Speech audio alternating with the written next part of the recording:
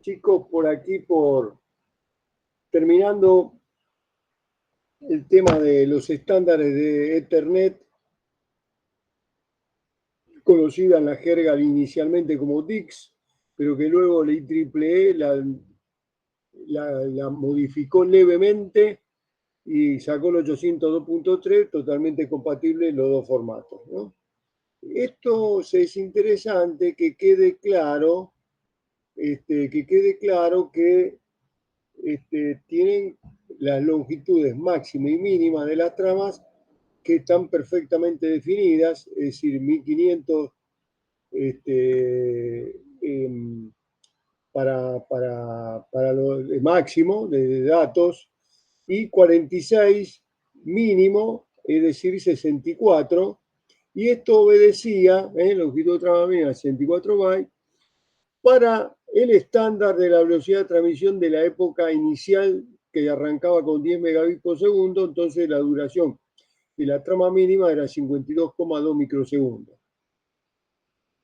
Entonces, bajo la consigna que para evitar colisiones, la señal debe ocupar, la señal que recientemente emitida debe ocupar de extremo a extremo el cable y regresar dentro del tiempo de duración de la trama mínima.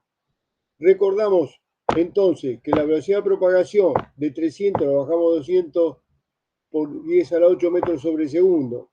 Longitud máxima de una red de cable cuasi grueso tenía que ser de 2500, son con 5 segmentos, 2500 metros.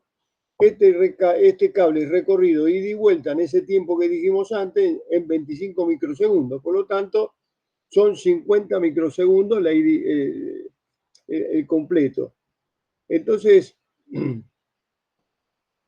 si nosotros consideramos que para repartirlo entre repetidores que hacen tiempo de procesamiento y latencia, sumamos todo eso, es que entonces, para que esté totalmente lleno, la porción de datos no debe ser menor a 46 bytes.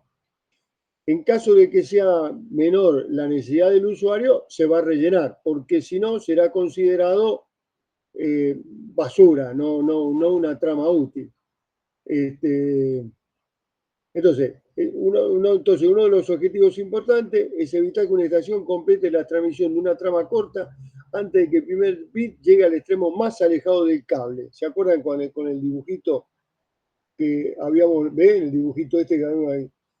Acá estaba un poquito resumida el estándar, el estándar, y eso surgía del hecho de que entre A y B como estaciones más alejadas del bus, consideramos que el tiempo de ida era tau y por lo tanto el tiempo de ida y vuelta 2 tau. Si ocurriera el peor caso, que es el A tarda 2 tau en enterarse de que B hizo un intento, produjo colisión y de ahí arrancó la trama esta de ruido que indicaba como estación más cercana a que se produjo la colisión, en este caso B, a toda la red comunicaba de que se había producido esa colisión y por lo tanto todos empezaban el algoritmo exponencial binario y se consideraba perdida B, regresa en 2 tau.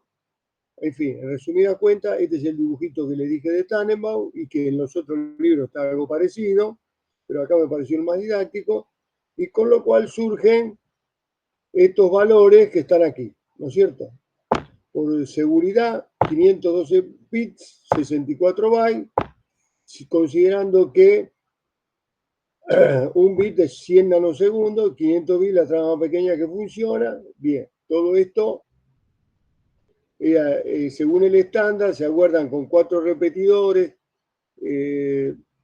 los segmentos activos e inactivos que consideraba el estándar, en fin, con todas esas consideraciones. Y esto va a ser un legado, esto, por qué le dedicamos tanto tiempo, un poco, porque va a ser un legado para todas las redes que surjan a partir de acá, que, como vamos a ver, en su voracidad por aumentar la velocidad, el primer escalón es el Fast Ethernet, donde la velocidad aumenta 10 veces.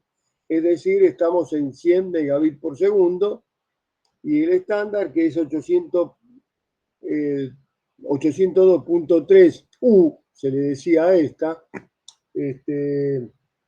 Y queda en claro que por una cuestión, como les decía, de legacidad hacia atrás, es decir, reconocimiento hacia atrás, se usa el protocolo MAC y el formato de la trama 802.3, pero la cosa no es tan sencilla. Hay que hacer unos retoques.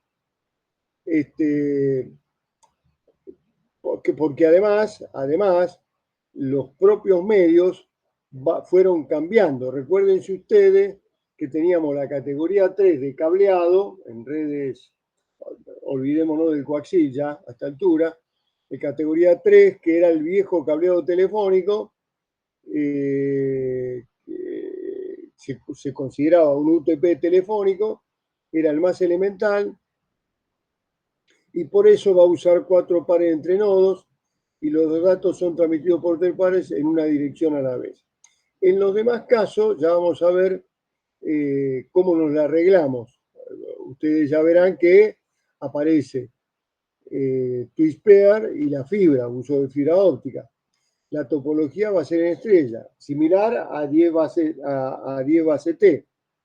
Es decir, acá está un cuadro resumen que están en Stalin, donde vemos que a la derecha, que es la categoría más baja, que aparece la categoría 3, 10 base T4, donde usamos el cableado telefónico o categoría 5 UTP. A la izquierda, ya poniendo 100 base X, entonces la X se abre en TX, que es cableado estructurado, o FX, que estamos hablando de fibra óptica. Con todo esto vemos la importancia del nivel físico, porque es el que me define una serie de cuestiones que vamos a desagregar ahora. Bueno, eso que era un dibujito didáctico muy bien puesto, acá está especificado con más detalle, cierto grado de detalle, el 100 base TX, 100 base FX y 100 base T4.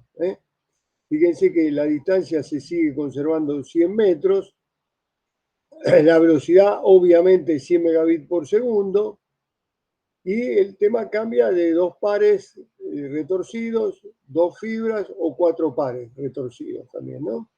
Lo que sí vamos a ver que acá el Manchester diferencial vamos a tener que cambiarlo, porque el Manchester diferencial hace de que 100 megabits sea 200 megabaudios y no es posible transmitirlo por los cables que pretendemos. Por lo tanto, aparece, fíjense donde dice señal, que aparecen modificaciones en el tipo de codificación. Eso es lo más notable. Lo más notable, bueno, acá está un poco desagregado, digamos, el 100 base X son 2 pares de cable trenzado, un par para transmisión, otro para recepción, permite STP y UTP categoría 5 y usa la codificación MTL3. Después, cuando pasamos al soporte de fibra óptica, también son 2 cables de fibra óptica, uno para transmisión, otro para recepción, lo mismo que antes, modulación, ya acá hablamos de otra cosa, 4B, 5B, en señal óptica, 1 va a representar un pulso de luz, 0 puede ser ausencia de luz o pulso de menor intensidad.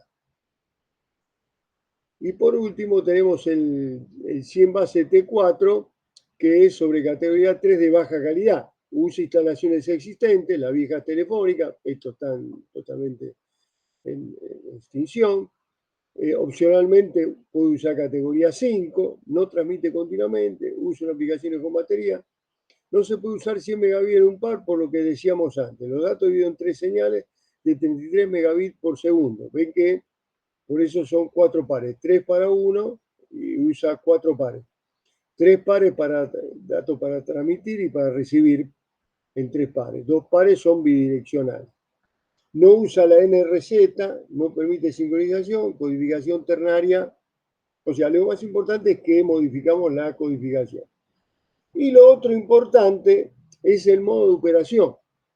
Acá tenemos el modo de operación tradicional de Ethernet, que es half duplex. Cada uno transmite o recibe, pero no simultáneamente. Pero existe la opción de con full duplex, la estación puede transmitir y recibir simultáneamente. Podía transferir hasta 200 megabits por segundo, si es Ethernet 100 megabits por segundo. Pero las estaciones deben tener placas apropiadas para eso, full duplex. Para este caso se deben usar switch. Cada estación es un dominio separado de colisiones. ¿Se acuerdan del dominio de colisión? Que el concentrador no lo separaba, que era todo un único dominio de colisión. Aparece el puente, lo separa. Y luego el switch que lo separa totalmente porque los convierte mediante la matriz de conmutación en dominios separados de colisiones. De hecho, como no hay colisiones, no se necesitaría el algoritmo CCMA-CD. Se usa el formato, pero se usa el mismo formato de trama MAC. Las estaciones pueden seguir con CCMA-CD, pero no es imprescindible en este caso.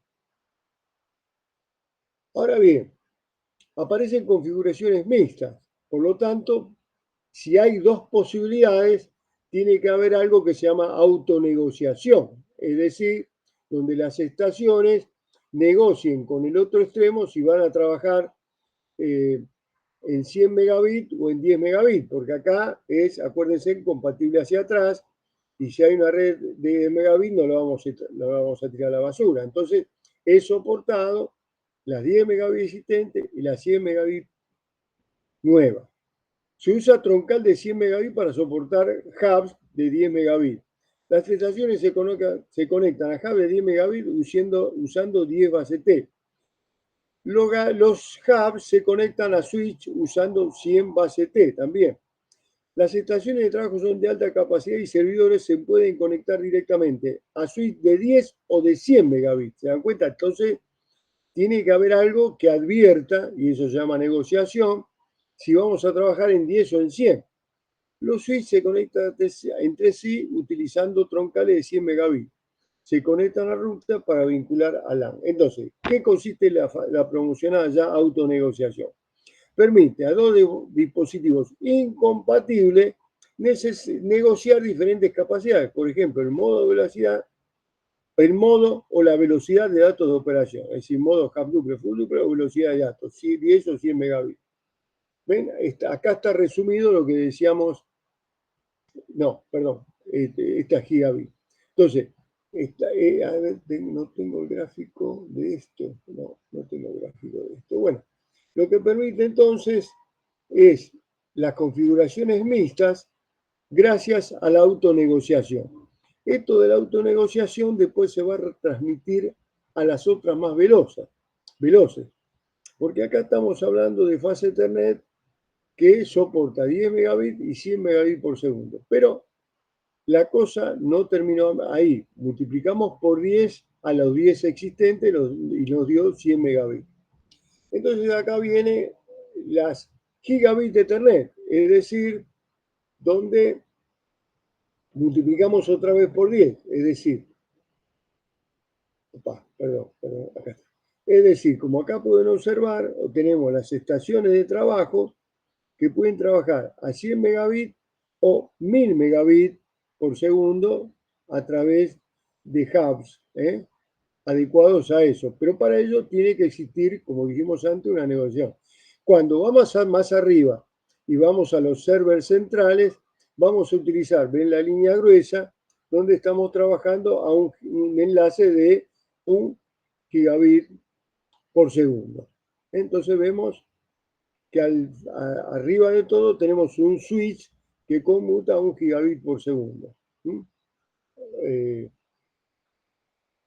¿Cuáles son los objetivos de diseño gigabit? Bueno, como dijimos antes, multiplicar por 10 lo existente, es decir, aumentar a 1 gigabit por segundo. Pero siempre hacerlo compatible con Ethernet y con la fase Ethernet. Usar la misma dirección es 48 bits, de 48 bits. O sea, acá lo que estamos, la premisa de partida para estos nuevos métodos es que sea compatible hacia atrás. Para ello se usan las mismas direcciones de 48 bits, el mismo formato de trama, y acá viene mantener las mismas longitudes mínimas y máximas para la trama. proporcionando autonegociación como en el caso de la FAS. Pero ¿qué va a pasar acá? Acá el bit, que antes era 10 megabits por segundo, va a ser 100 veces menor. Por lo tanto, vamos a tener que tomar algunos recaudos cuando decimos mantener las mismas longitudes de mínima y máxima para la trama. Pero antes de hablar de esos recaudos, comentemos de que esto va a trabajar en modo duplex, conmutador central conectado a todos los dispositivos de la gigabit, por lo tanto no hay colisión. Esto implica que la misma longitud de cable queda determinada por la atenuación de la señal en el cable y no por el proceso de detección de colisión. Por lo tanto, no vamos a usar CSMA-CD. ¿Se entiende esto? Este es el modo duplex. El modo duplex es el más usado. El menos usado es el semiduplex, pero vamos a ver que hay algunos conceptos que tenemos que introducir, por lo menos para que ustedes se lleven ese conocimiento, no porque se lo vayan a encontrar a diario, porque en general Gigabit Internet trabaja en modo duplex, por lo tanto no va a haber colisión y la máxima longitud de cable queda determinada por la atenuación de la señal en el cable y no por el proceso de detección de colisión. ¿Por qué? Porque acá va la trama, fíjense ustedes que va a resultar pequeña. Es decir, analicemos. Para que no quede pequeña, en el modo semiduplex, que es el poco usado, vamos a tener que recurrir a 3 métodos. Opa, acá me comí uno. Hay 2 métodos nada más. Bien, me comí uno. ¿Por qué? Porque por lo menos la longitud mínima va a ser de 4096 bits contra 512 bits, que era la de 10 y 100 megabits por segundo. Esto fuerza a una estación a agregar bits de relleno, por eso se llama extensión de portadora. De esta manera llegamos a la longitud máxima de red de 200 metros.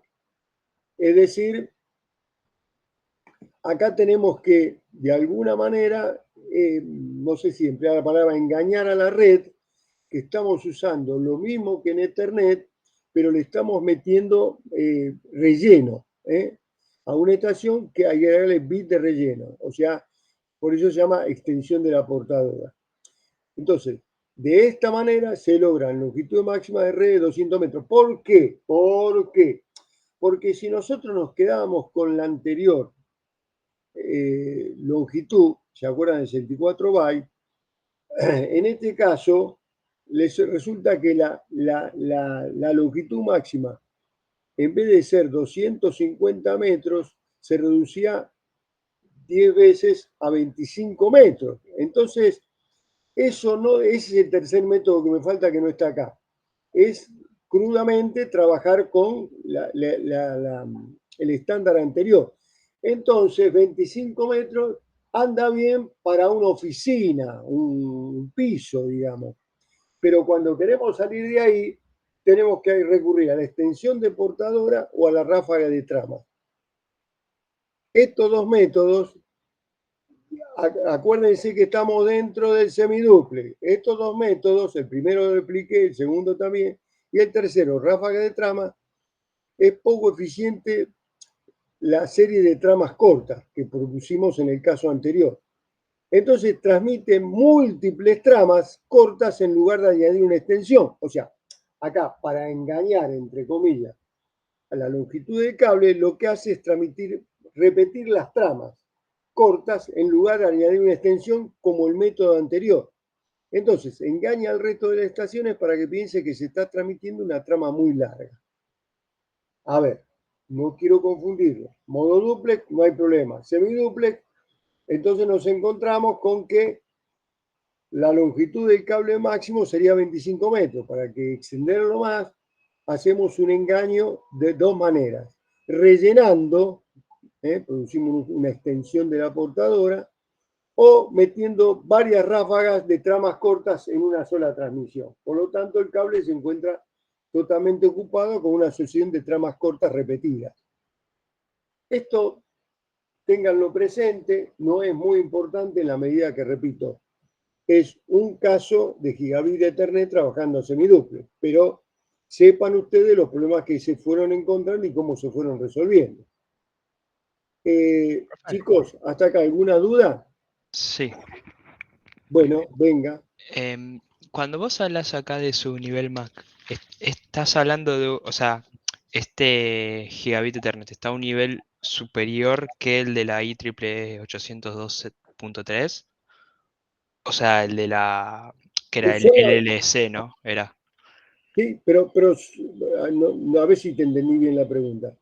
Digamos, es una continuación de la 802.3 de la IEEE, más, como yo Sí. le dije, ahora no me acuerdo, que yo creo que se lo dije, la otra la llamaron 802.3 U, Mm, y ahora la que viene ahora la llaman esta gigabit de Ethernet, la llaman 802.3 Z, o sea, son ok, continuaciones, ¿ven? Pero ¿por qué? ¿Por qué? Porque para ellos lo importante está aquí. ¿Dónde está? Acá. Aumentar la velocidad, en este caso un gigabit, pero hacerlo compatible con las Ethernet y con la faz, o sea, siempre compatible hacia atrás. Usamos las mismas direcciones de 48 bits, el mismo formato de trama, la misma longitud de trama mínima y máxima para la trama. Y proporcionar, la novedad son las autonegociaciones, porque es natural. Porque como estamos haciéndolo compatible hacia atrás y conservamos todo igual, tenemos que avisarle al otro extremo en qué modalidad vamos a trabajar. Y entonces ahí vienen las tramas de alguna trama de control donde avisa esa situación, advierte de esa situación. ok, ¿Te quedó un poquito más claro así? sí, sí, sí, Bueno, acá esta, esto está sacado del Stalin y acá habla de las opciones que hay en cuanto a la fibra, qué fibras se usan, en un caso multimodo, en otro caso monomodo, en el otro caso STP, cuando trabajamos con cobre, ¿eh? Y la codificación de la señal, 8B, 10B. Bueno, acá está, esto está en Datablita, acá está en un gráfico. Repito, esto es Stalin, si quieren conservar, ir a revisar eso. Y bueno, así en la voracidad volvemos a aumentar en 10 gigabits por segundo, y esto ya es una cosa bastante especial en su aplicación, porque en general es interconexión local rápida entre switch. Los servidores deben operar 10 veces más rápido que los usuarios, ideal para conectividad en un campus, y esto le permite a los proveedores de servicios de Internet ISP y a los proveedores de servicios de red NSP crear enlaces rápidos a bajo costo. Permite construir MANs, que era Metropolitan Area Network, y WANs, conecta geográficamente LAN dispersas. Ya este es un caso bastante especial, porque Internet entra a competir con una tecnología que es la tecnología emblemática de alta velocidad que hace ATM y otras tecnologías WAN. 10 gigabits de Internet provee valor agregado al transporte de ATM. O sea que ya entramos en redes, digamos, troncales de transporte de alta capacidad con 10 gigabits de Ethernet, ¿no? O sea, estamos aprovechando Ethernet al máximo, le sacamos el jugo a lo que viene trabajando el IEEE con respecto al reinado que tiene sobre las redes locales, ¿no? Bueno, y la ventaja de como decíamos, de este 10 gigabits de Ethernet, no es caro ni exige ancho de banda, bueno, más que nada es óptica, la red es Ethernet entre extremos, IP y Ethernet juntos ofrecen calidad de servicio y control de tráfico similar a ATM, hay avanzadas técnicas de control de tráfico, hay variedad de interfaces normalizadas para interfaces ópticas y optimiza la operación y costo de LAN, MAN o WAN. Bueno, más o menos lo que habíamos dicho acá, un poquito más adelante. Y acá ven que ustedes dicen la distancia está entre 300 metros y 40 kilómetros. Bueno, acá ya entramos con el tema de la fibra. Claro, la fibra le dio un espaldarazo a esta tecnología Fíjese la cantidad de kilómetros que dan las distintas bases de fibra óptica, ¿no? Y repito, va en monomodo, multimodo, esto lo hemos visto en medio de enlace. Bueno, acá en el gráfico, acá en la tablita, acá en el gráfico, como hace Stalin. Bueno, y acá vamos a revisar, dejamos Ethernet, ¿no? Es decir, 802.3 y pasamos a 802.5. Y la vamos a ver, esto hicimos un anticipo, ¿no es cierto?, de esto, pero yo le dije que le dedicamos relativamente poco tiempo porque también es una tecnología que, claro, en su momento, allá hace 40 años, IBM la tenía como paradigmática, pero frente a 800.3 y Ethernet, esto cayó en desuso y, bueno, quedan algunas instalaciones grandes en servicio de IBM, no sé, yo ya me retiré un poco de IBM, pero en su momento cuando trabajé con ellos, para ellos era importante. Y hay una actualización de 1 gigabit en 2001, porque todo esto pasó en la década de los 90, ¿no es cierto? Todas estas transformaciones y entrando en el 2000. Acá tenemos entonces un anillo físico, de ahí lo de token ring, un anillo físico que significa ring, con un token, que es el que habilita para que puedan transmitir o recibir. Y es el circulante dentro de ese token físico, porque acá, perdón, ese anillo físico, porque acá lo importante es que esto reposa sobre un anillo físico realmente. Digo porque le acuerdan que les comenté que el token bus, en realidad el soporte era un bus, que circulaba un toque también, pero es muy laborioso, es muy apropiado para instalaciones de larga envergadura, como son las industriales, ¿no? Acá sencillamente cada repetidor se conecta a otros dos por enlaces unidireccionales, es decir, es un único camino cerrado, que irá en un sentido el toque. Los datos se transfieren bit a bit de un repetidor a otro. ¿Eh? Veo el dibujito, este es el repetidor, ¿ven? Entonces, acá el repetidor llega en este esquema, perdón, voy a pasar, en este esquema el repetidor llega y va recorriendo el anillo, ¿no? Este es el repetidor donde o sea, no es que yo tomo una estación y los 4 hilos de la estación lo pongo dos para un lado, dos para el otro y cierro el anillo. No, porque yo les conté la otra vez que esto es más elaborado, porque si lo hiciéramos así tan salvajemente, si una estación queda fuera de servicio, me utilizan anillo. En este caso, entonces, hacemos uso de un dispositivo llamado repetidores que tiene la función justamente de ingresar a la estación, que reconozca una dirección, si es para ella la sube de nivel y si no la retransmite a la siguiente estación. Y está el caso de estado de bypass, que es cuando una estación queda inutilizada y entonces para seguir aprovechando el anillo es el tercer estado.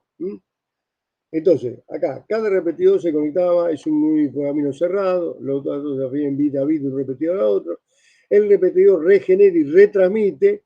El repetidor hace recepción, quita los datos, inserción de datos y transmisión en el caso de que tenga. El repetidor es un punto de conexión para las estaciones. El paquete removido por el transmisor después de un viaje completo alrededor del anillo.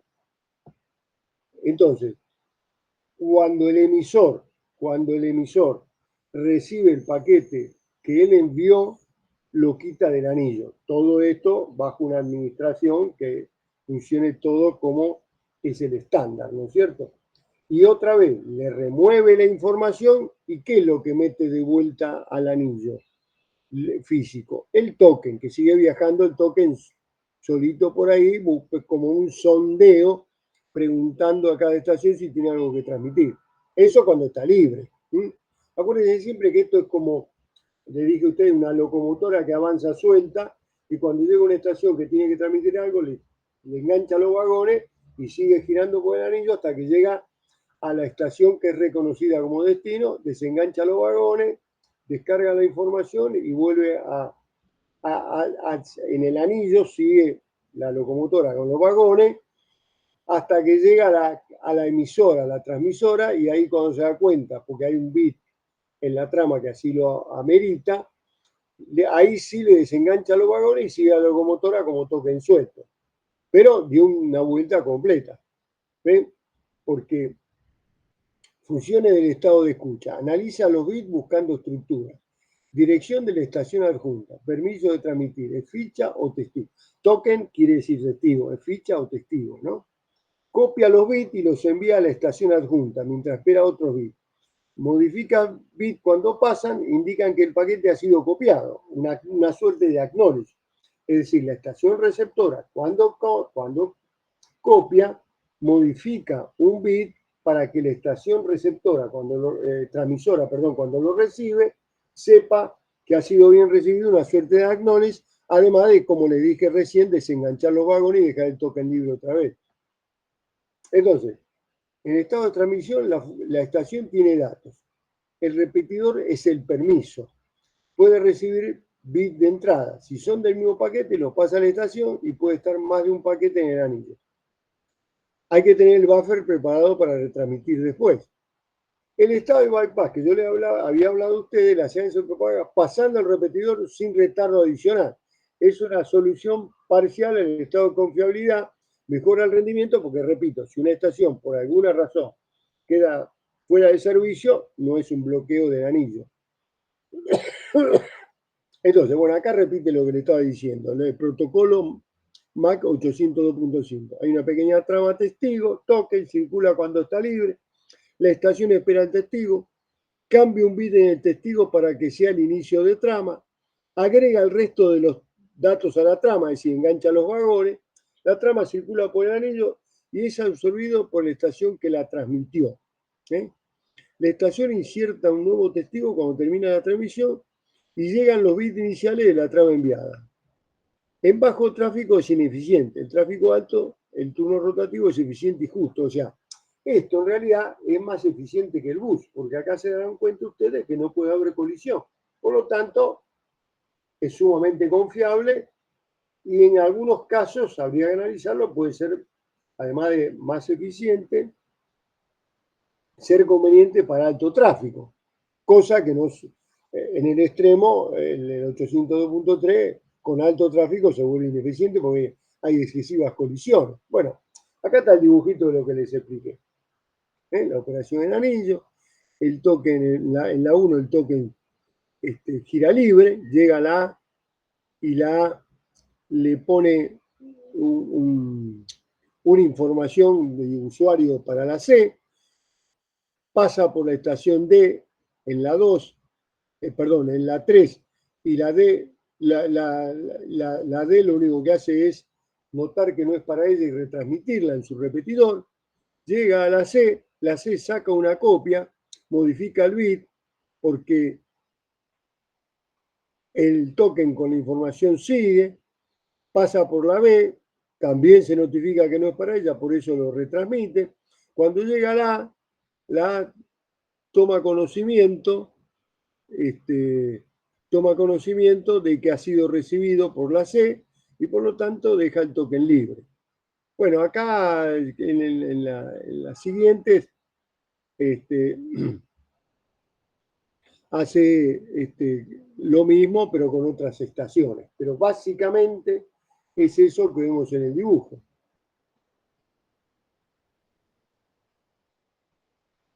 Bueno, yo les decía a ustedes que esto en general necesita una de las estaciones que sea administradora de anillos, porque, creo habérselos comentado, si en el campo de direcciones se estropea un bit, ese anillo quedaría permanente, por ejemplo, ¿no? Quedaría permanentemente ocupado dando vuelta y nadie lo podría utilizar.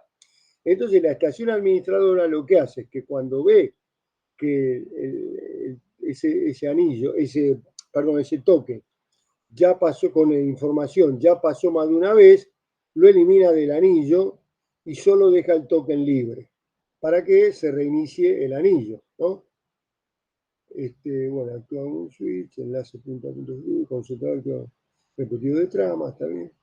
Bueno, acá están, la velocidad que llegó fue al principio, cuando estaban los 10 megabits, esto trabajaba a 4 megabits. Después la velocidad lo llevó a 16. Finalmente terminó en 100 y ahí, fíjense que este puede usar Manchester diferencial porque estamos trabajando relativamente a baja velocidad. Bueno, y llega a usar fibra. Bueno, por acá vienen las redes de canal de fibra. Mucha información no pusimos porque esto, bueno, acá está ven ustedes que hay un complemento con fibra y a la izquierda y hacia la derecha se está vinculando con una red de las cableadas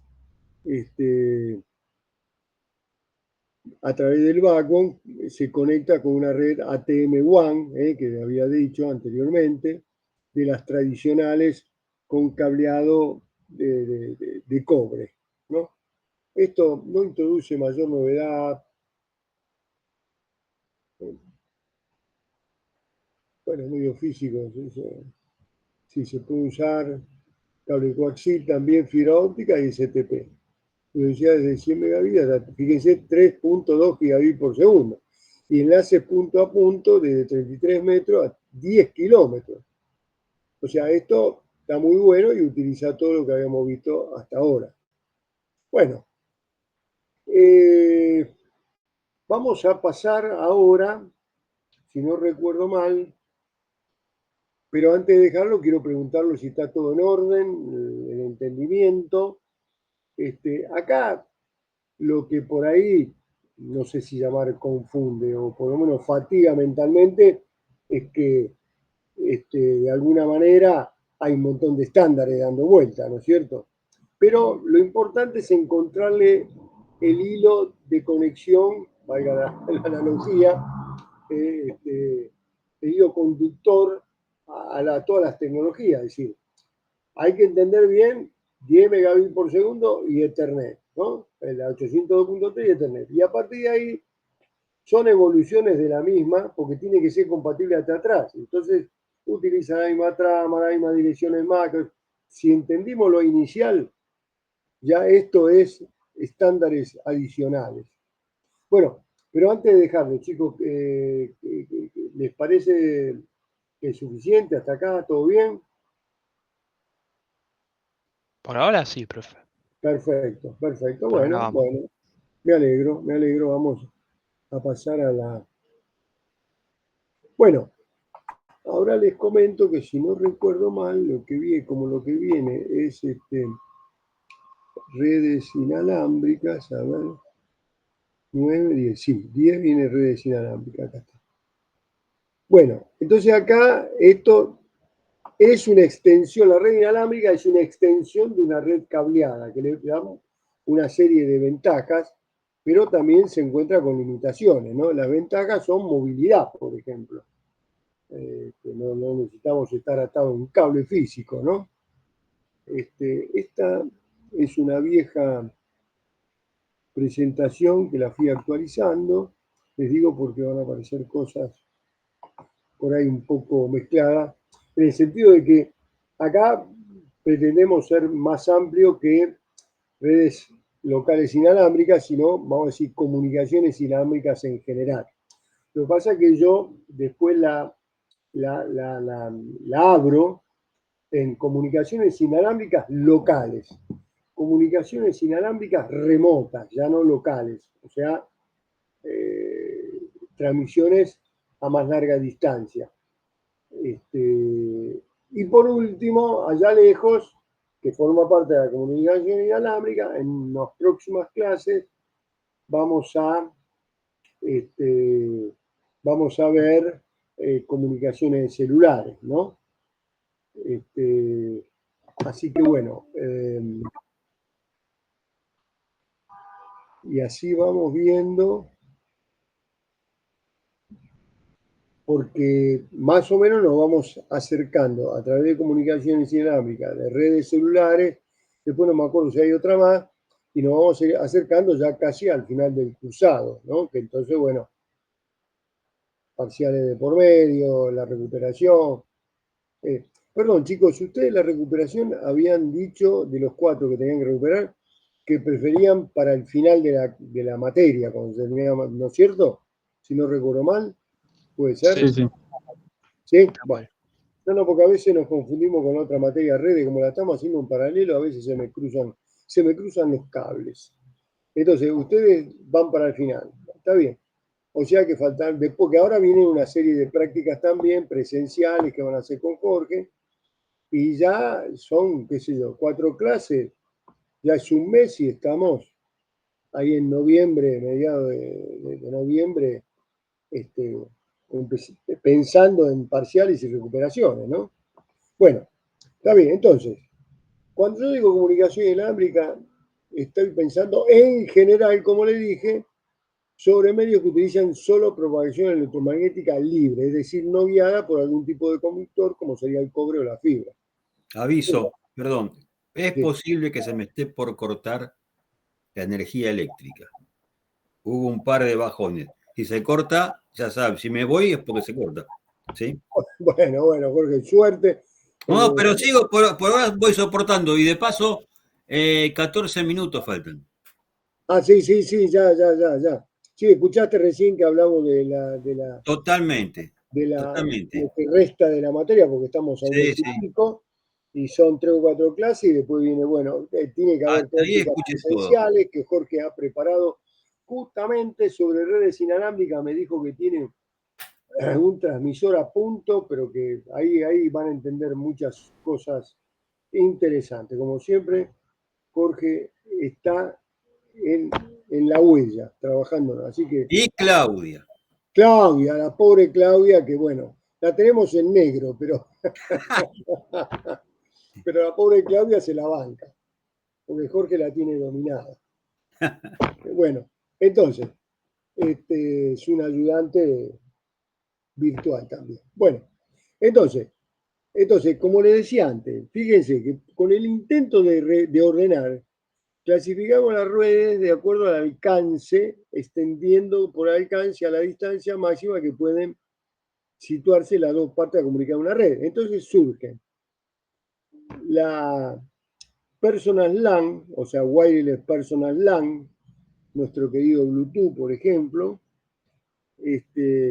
simplemente, ya no personal, Wireless LAN, que es el Wi-Fi, el emblemático, porque hay otros, ya vamos a ver que hay otros, ese es el estándar aceptado por el foro de Wi-Fi, pero hay otros, el estándar es europeo, pero que bueno, no lo usamos nosotros.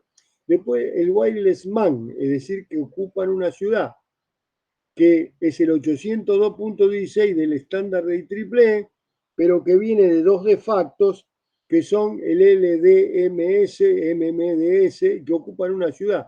Estos apuntan más bien a ser un cable inalámbrico. Fíjense qué oximorón, ¿no? Qué contradicción. Es un cable inalámbrico.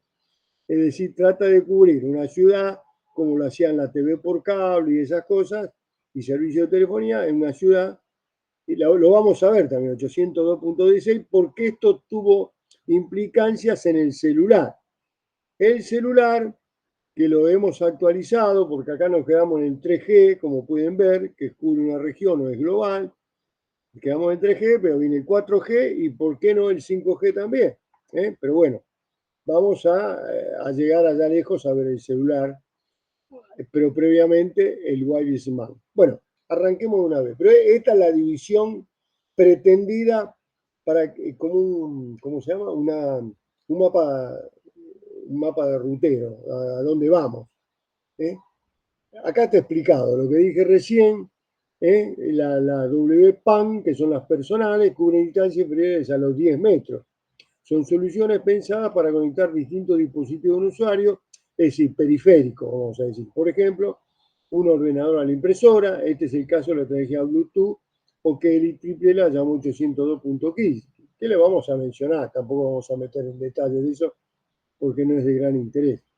Estas son las de más interés, las que siguen, que son las redes inalámbricas de área local o wireless LAN, que cubre instancias de unos cientos de metros, y no se sabe hasta dónde llega, si la podemos manejar, es decir, si la sabemos utilizar. Estas redes están creadas para crear un entorno de red local entre los ordenadores o terminales situados en un mismo edificio o grupo de edificios. Este es el caso de Wi-Fi o Home RF, que vamos a ver que son otros estándar, por ejemplo. Es decir, esto llega fácil a un campus, digamos, o grupo de edificios, como dice acá, ¿no? Después está, como dije, la WebSMAN, que cubre un área de una ciudad o entorno metropolitano. Los protocolos, como le dije, Local Multipoint Distributed Service o Servicio Local de Distribución Multipunto, o MMDS, que es lo mismo, distribución multipunto, multicanal, que ofrecen soluciones de este tipo para una ciudad. Por último, tenemos las redes globales con posibilidad de cubrir toda una región, país o grupo de países. Se basa en una tecnología celular y han aparecido como evolución de las redes de comunicaciones de voz, es decir, las viejas redes alámbricas de hace más de 100 años. Este es el caso de la red de telefonía móvil conocida como 2,5 y 3G. Bueno, el Bluetooth, el wideband, lo mencionaremos rápidamente. Está Bluetooth propiamente dicho y el infrarrojo. El Bluetooth, que surge paradójicamente en Ericsson, allá en los países nórdicos, por un requerimiento que tenían ellos propios, comunica teléfono móvil con accesorios que sean auriculares, PC. Ericsson se une con IBM, Intel, Nokia y Toshiba allá en 1998 y le dio un impulso comercial. Por eso al principio se acuerdan que había marcas nórdicas, ¿no?, en telefonía en Bluetooth. Utiliza el modelo cliente esclavo. Puede haber teóricamente 256 esclavos como máximo. Se mantienen 7 esclavos activos en la realidad. A este conjunto se denomina PicoNet, es decir, una red pequeña, PicoNet, pudiendo intercambiarse los roles, ¿no?, del cliente y del esclavo. Utiliza técnicas de modulación que las vamos a ver en un ratito, por salto de frecuencia en 2.4 GHz. Esa es la portadora. Comunicaciones asimétricas o simétricas, pudiendo ser tanto voz como datos. Tiene un alcance de 10 metros y velocidades de hasta 12 megabits por segundo. Se complementaría con Wi-Fi, pero se ha demorado con incertidumbre en el futuro y quedó ahí el Bluetooth. Pues el infrarrojo casi no lo mencionamos porque esta es muy vulnerable, eso en los PDA, porque es de visibilidad sin obstáculo, de visibilidad, porque si es de difusa, tiene suficiente potencia para, por reflexiones múltiples, llegar sin visión directa. La ventaja que tiene esta última es que está totalmente desregulada, es decir, cualquiera puede hacer cualquier cosa, bajo costo e inmune a interferencia es una señal de radio de muy alta frecuencia. Inconveniente, como dijimos, corto alcance, no traspasa objetos, y en el exterior se ve muy afectada por la lluvia o niebla por su pequeñísima longitud de onda. Por ello, la 802.11 nunca concretó su normalización.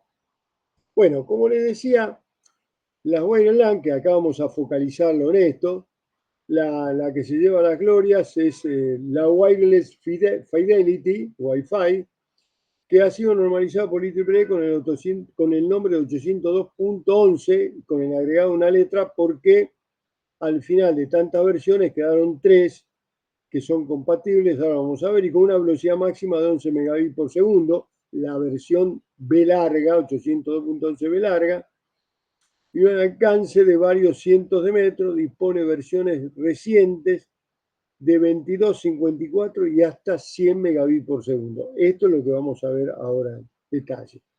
Pero por otro lado surgieron, pues la Home RF no tiene mucha vigencia. La HyperLAN es interesante saber que, como siempre, se plantea que el ETSI, que es el Instituto de Telecomunicaciones y Normación Europea, sacó una HyperLAN que llegó, en este caso HyperLAN 2, alcanza 54 megabits por segundo, utilizando multiplexado ortogonal por división de frecuencia, que lo vamos a ver en un rato, o FDM.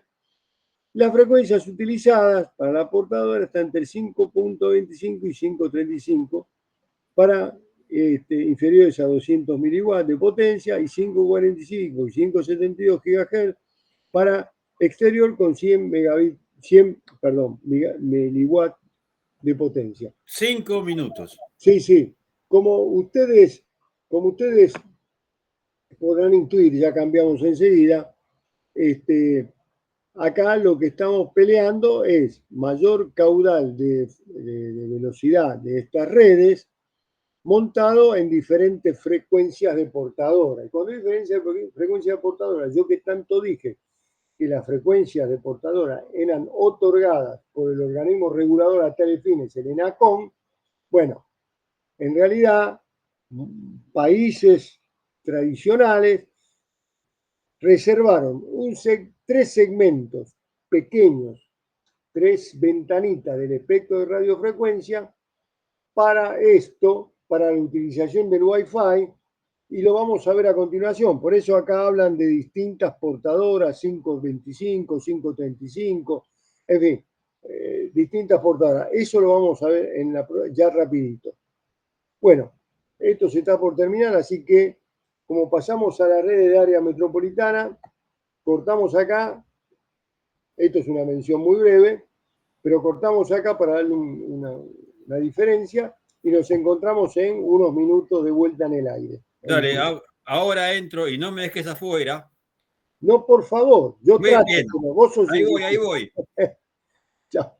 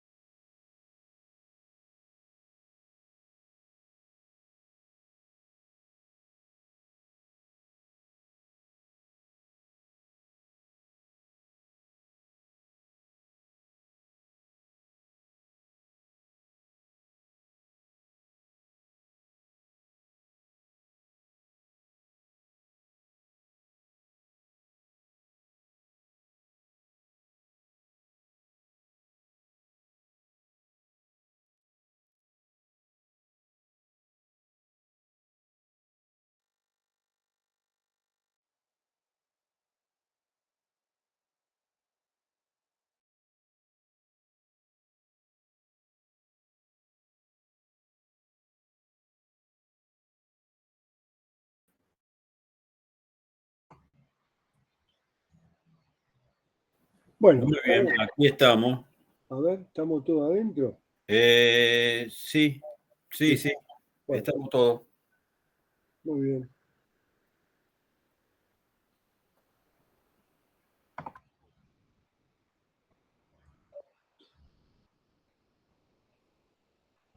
Muy bien. Vamos a seguir, vamos a compartir.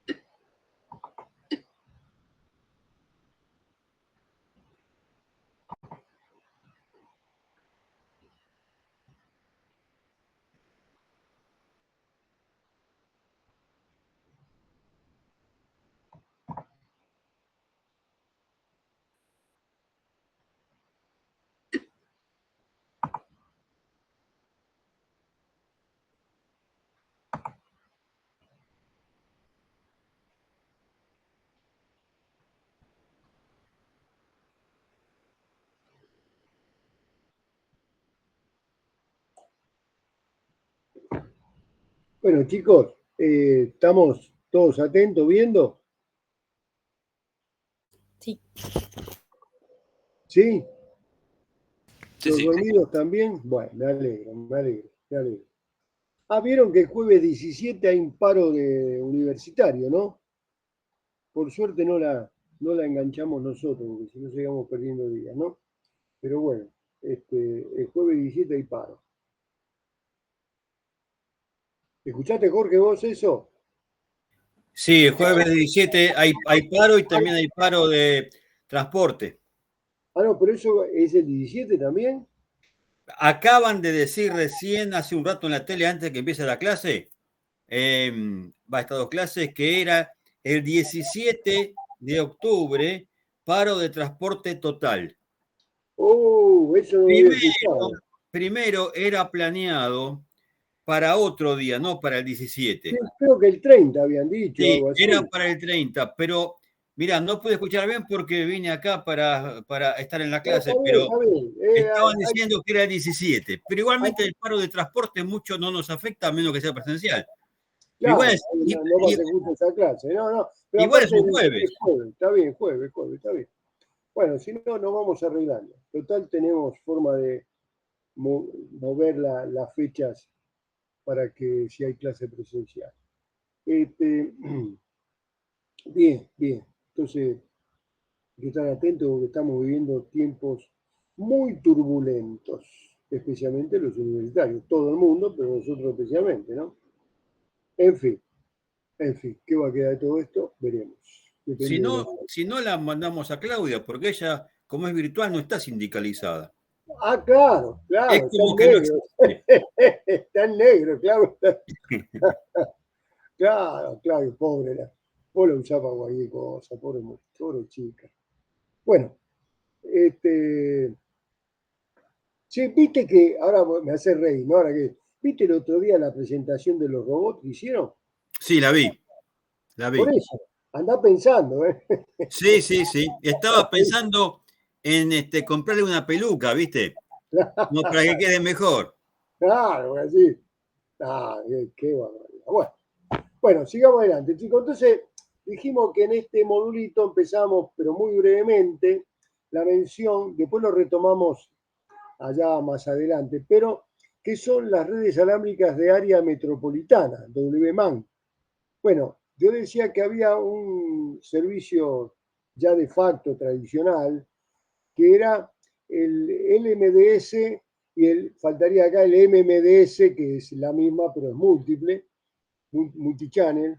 Pero ¿en qué consiste? Es una comunicación entre puntos fijos en el rango de 2 y 40 GHz utilizando un transmisor central sobre un radio de 5 kilómetros con visibilidad directa, limitada por falta de estándar. O sea, esto es una norma de facto, por eso está muy acotada igual que la MMDS, no es una norma internacional, es dada por los fabricantes. La internacional es esta WiMAX 802.16, que surge para suplantar estos servicios que es entre puntos fijos. Después vamos a ver que se agranda Chacarita, porque pretende ser móvil, no entre puntos fijos. Y ahí entra a pelear el mercado de los celulares,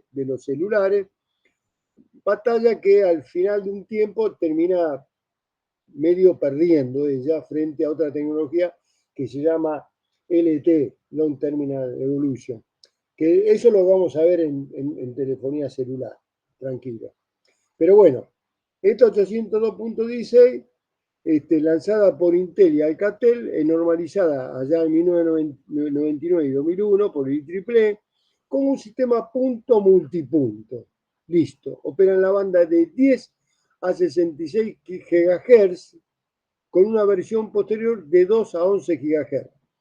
Esta versión posterior, que bajó la frecuencia de portadora, fue para empezar a trabajar en en el mismo segmento, o cercano, no en el mismo, no es el mismo, pero cercano al Wi-Fi. Pero eso lo vamos a ver después.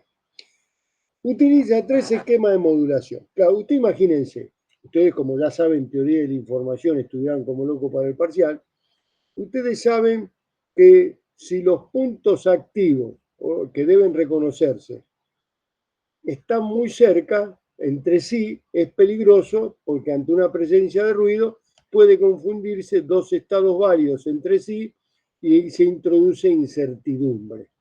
Por lo tanto, como esto pretende ser a larga distancia, va a utilizar tres esquemas de modulación.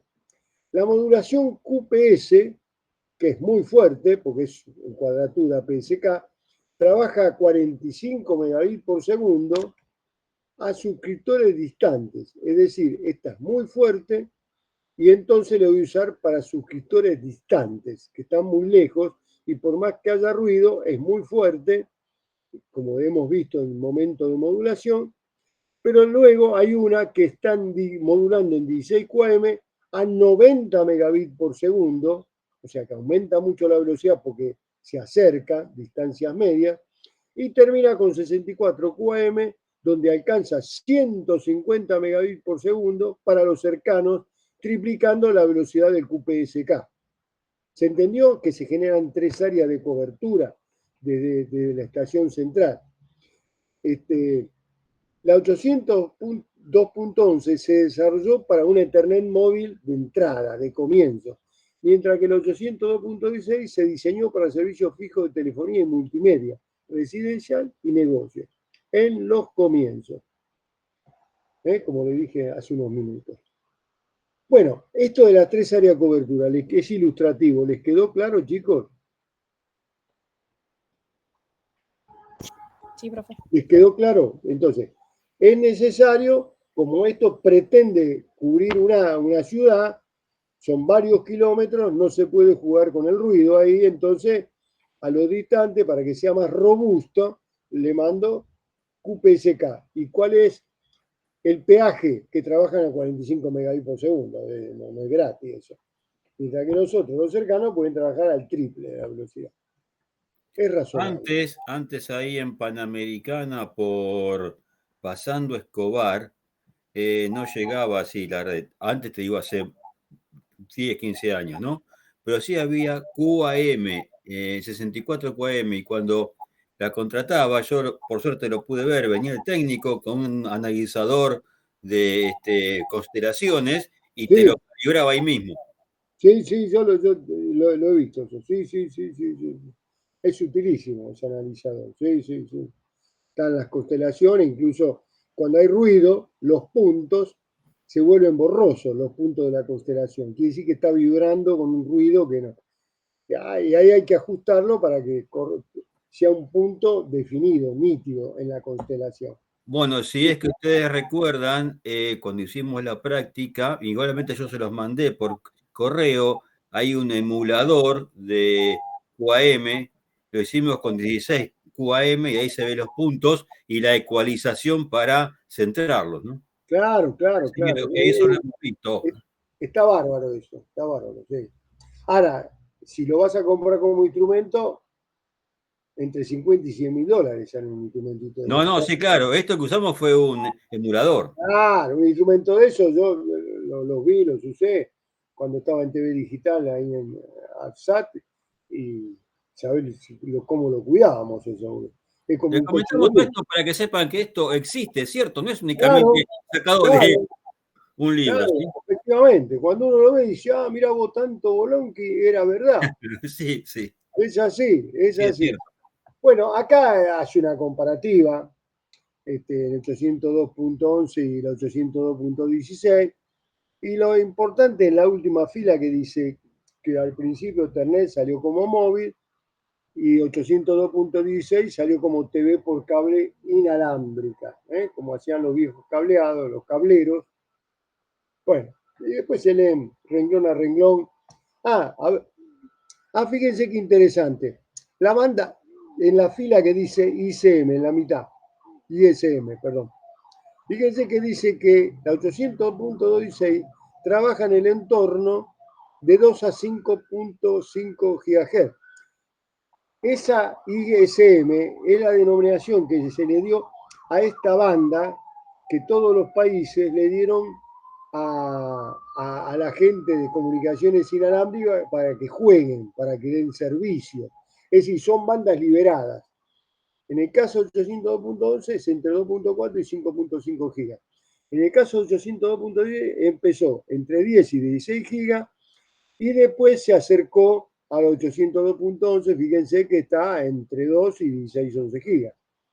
Esto es importante que lo tengan en claro porque ahora vamos a entrar en detalle de eso. Bueno, acá redes inalámbricas globales. Esto es una vieja clasificación para la tecnología 1G, imagínense de cuándo es esta presentación, la 2G, todas las tecnologías que hay para llevar adelante eso, 2G existentes en el mundo.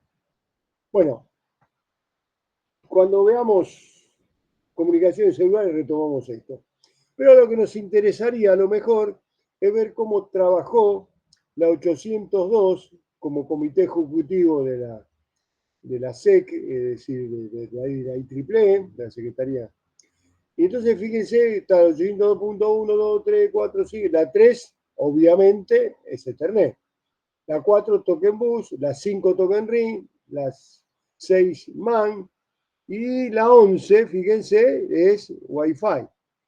Y la 16 es la última, es justamente WiMAX. Fíjense que hay comités que ya, como les comentaba, el Token Bus y el Token Ring están inactivos porque no hace falta emitir ya más estándares porque a lo que llegó y ahí la dejamos bollando, ¿no? Incluso hay uno de fibra óptica que está disuelto. Bueno, este es interesante para tener un panorama general del IEEE. En redes locales, ¿ven? Ah, bueno, y entonces el 802.11, que es Wi-Fi, tiene distintos estándares que dan lugar a distintos grupos de trabajo. Fíjense ustedes que la primera 802.11 es de 1997. Esta empieza a evolucionar como A, B, C, E, F, G, H, I. Bueno, la I es seguridad, no tiene nada que ver, la I es seguridad.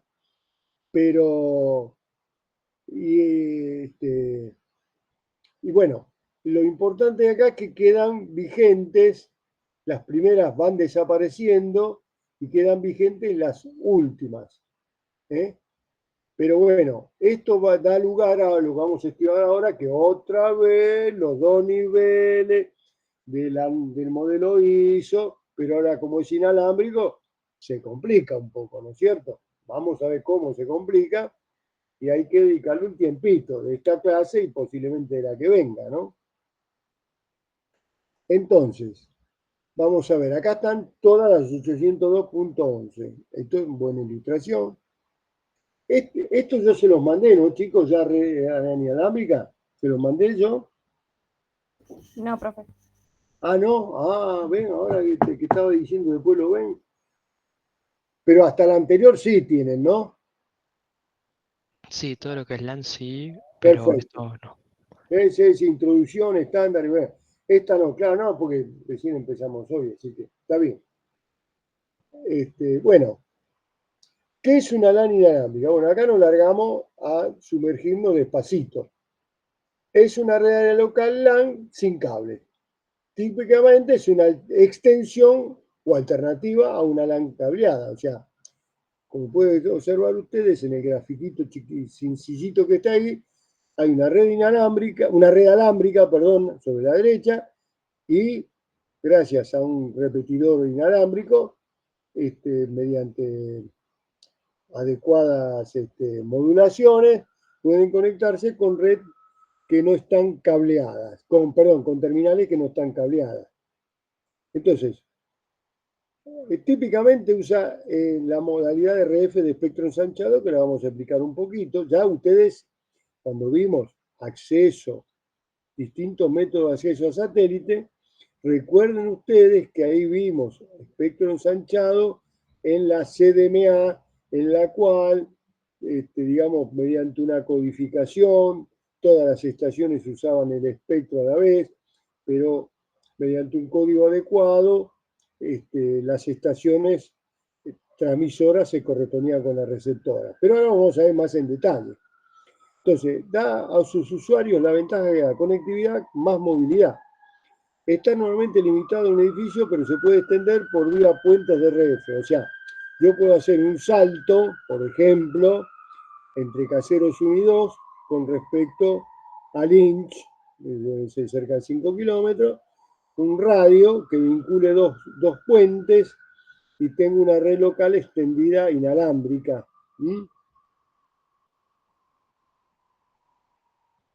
Bueno, los componentes de una red típicamente, podemos decir que son access point, son hubs, o sea, concentradores inalámbricos, proveen la conexión física con la red cableada, consiste en una interfaz de RF, otra de Ethernet y una o dos antenas. Acá ya se ve a la derecha, de los dos cuernitos, los access point.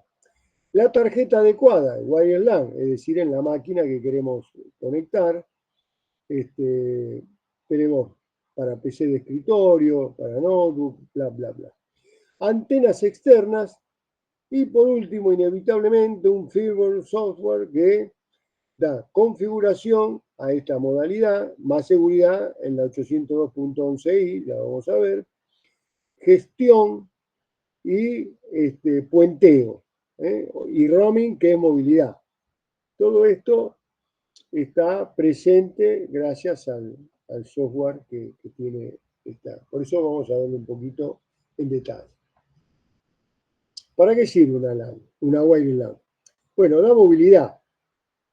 Bárbaro. Desde cualquier punto de la empresa, iniciar la notebook, perfecto. Velocidad y simplicidad de instalación. El costo de oportunidad por demora de instalación es alto, donde no se puede instalar de otro modo o provoca inconvenientes. Ejemplos, zonas estériles, hospitales, fábricas, hoteles. Bueno, esto ya se ha metido en todos lados, ¿no? Similar costo de puesta en marcha que con respecto a la alámbrica, menor costo global, es decir, tiene menor costo de ampliaciones, mayor costo de escalabilidad, mucho menor costo de mantenimiento, mayor flexibilidad, ahorro de costo de oportunidad, movilidad y productividad. Bueno, estas son las razones por las que vendemos la LAN. Estándar. Bueno, esto ya lo vimos en el cuadrito anterior, lo vamos a ir desagregando, pero es interesante mencionar que el 802.11 inicial operaba a velocidades de 1 y 2 megabits por segundo. Pero ya en el 99 aparece el 802.11b, que es una evolución de lo anterior, y opera en la banda de 2.4 gigas, alcanzando 11 megabits por segundo. Fíjense, 10 veces más en prácticamente 2 años. Usa modulaciones de BPSK, QPSK, pero va a cambiar esto. La 802.11a, lanzamiento comercial 2002, de 6 megabits por segundo hasta 64 megabits por segundo de velocidad, pero se va a la otra banda. Son las dos banditas, en realidad hay tres. Una que está en 900 megabits por segundo, que cayó en desuso, perdón, por otros usos. Y después está la de 2 gigas y 5 gigas. Vemos que la A trabaja en la de 5 gigas, de 54 megabits por segundo. El tema que tiene, que no es compatible con su versión anterior, 802.11b, porque tiene mayor densidad de canales que B. Y luego aparece la 802.11g, que es la norma recientemente finalizada, esto le digo viejo, esto fue 2000 y pico, muy cerca fue en 2004, 2005 o 2006, muy cerca de la A. Ahora bien, la G va de 6 megabits por segundo a 54 megabits por segundo en la banda de 2.4 gigas, en la otra bandita, la otra ventanita que le dejan a este tipo de comunicaciones. La ventaja que tiene es que es compatible, vamos a decir, hacia atrás con la 802.11b, porque tiene igual densidad de canales que esa, ¿no? Y después mencionamos en Europa la HyperLAN de la ETSI, que opera en 5 GHz y amplía una modulación GMSK. Esta es una referencia de los estándares. Entonces, el IEEE ¿Cómo arranca toda esta historia el IEEE? Dice, bueno, acá vamos a tener lo que llamamos un entorno, conjunto extendido de archivos, de servicios, conjunto extendido de servicios. Le da un marco a esto, ¿no? Adentro de ese marco, ¿qué hay? Estaciones de diverso tipo y un punto de acceso. Punto de acceso es el enlace entre este marco conjunto básico de servicios, y el sistema de distribución. El sistema de distribución va conectado a cualquier red local, como ustedes ven ahí, que se dice ahí IEEE 805 a través de un portal. Entonces, vamos a meternos en el conjunto básico de servicios, el access point, que a su vez es una terminal, y que vincula la red cableada con la red móvil, ¿no? Para ello, perdón, voy a ver, sí. Para ello es muy interesante analizar este gráfico, en el cual no hay muchas novedades, pero sí hay novedades. ¿Por qué? Porque tenemos el nivel 1 y el nivel 2, viejos amigos nuestros a esta altura, del IEEE, pero con las diferencias que ahora el nivel físico resulta ser que se encuentra con una diversidad de soportes que lo vamos a comentar, pero lo interesante es que la capa MAC está distribuida, fíjense qué interesante, en dos subcapas, están divididas, no quiero emplear la palabra distribuida porque confunde, está subdividida en dos funciones. Una es la superior, función de coordinación puntual, PCF, lo cual nos está diciendo que acá desde un punto nos vamos a comunicar al resto, mientras que la inferior es la función de coordinación distribuida, DCF, que ya nos está diciendo que acá va a ser distribuida en vez de centralizada en un punto. Fíjense ustedes que dice servicio en la izquierda, servicio libre de contención. O sea, que acá no va a haber pugna. ¿Y cómo se logra que un servicio no tenga pugna? Y bueno, en general nosotros aprendimos que eso se logra a través de un sondeo, mientras que el otro de contención va a haber pugna, es decir, conviven dos sistemas, lo cual nos va a complicar un poco las cosas, pero ya van a ver que es inevitable caer en esta convivencia, ya lo van a ver. Y arriba está el control de enlace lógico, que como siempre, el interfase, olvidándose de lo que pasa en la parte física, el interfase con las capas superiores. Bien, entonces explicado ya muy sucintamente el nivel MAC, el nivel de enlace, perdón, subdividido en la parte MAC y el LC de enlace lógico, vamos a la parte física y vemos que, atención, fíjense ustedes, de izquierda a derecha, espectro expandido con salto de frecuencia 2.4 gigas. Bueno, velocidad de transmisión muy baja. La de al lado, esto es 802.11. La de al lado es espectro expandido de secuencia directa. Fíjense que el otro era espectro expandido con salto en frecuencia, no sabemos qué es. De secuencia directa, no sabemos lo que es, ahora lo podemos aplicar, porque esto hay que tener una idea conceptual. Y por último, el infrarrojo. Son todas, fíjense, entre 1 y 2 megabits por segundo. Estas fueron las iniciales que les comenté. Ahora vamos hacia la derecha y nos encontramos con la 802.11a, que fue la primera que nos dio una velocidad relativamente alta trabajando en 5 GHz y trabaja con FDM ortogonal. Está en desuso. Y ahora vienen las dos que están buena velocidad y que son las que vamos a ver que posiblemente las que más usemos. Es la de espectro expandido de secuencia directa, los dos, no sabemos de qué se trata, los dos trabajan 2.4 GHz y fíjense que la B se quedó en 11 megabits por segundo y esta logró llegar a 54 megabits por segundo. Esto es un poco la descripción de la arquitectura del protocolo de 802.11. ¿Alguna duda hasta acá, chicos?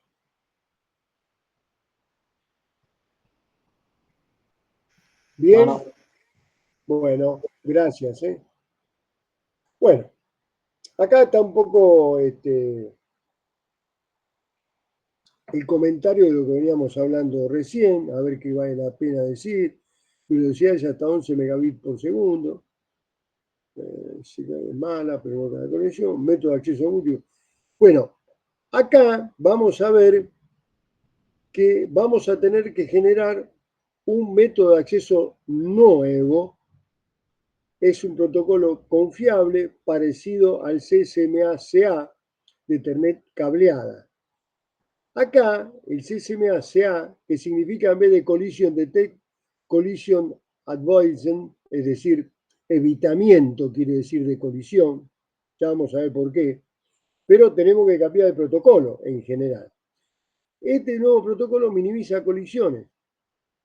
¿Por qué? Porque acá no se puede detectar portadora como en un cable. Acá no pongo la oreja en el cable, pongo la oreja en el espacio libre y puedo escuchar cualquier cosa. Entonces, cualquier cosa no. Voy a escuchar algunas comunicaciones que me interesan y otras que no.